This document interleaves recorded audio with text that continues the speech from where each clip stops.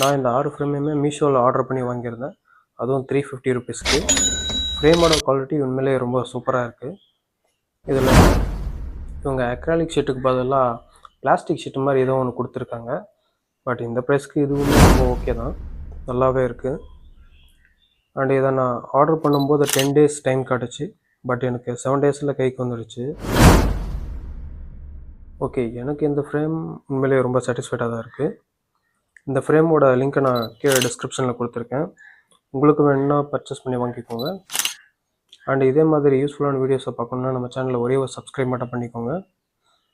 உங்களுக்கும் ஏதாச்சும் pencil drawing or colour pencil painting இந்த மாதிரி ஏதாவது உங்களுக்கு ஆர்டர் கொடுக்கணும்னு தோணுச்சுன்னா இன்ஸ்டாகிராமில் நான் மெசேஜ் பண்ணுங்கள். இன்ஸ்டாகிராமோட லிங்க்கையும் கீழே டிஸ்கிரிப்ஷனில் கொடுத்துருக்கேன்.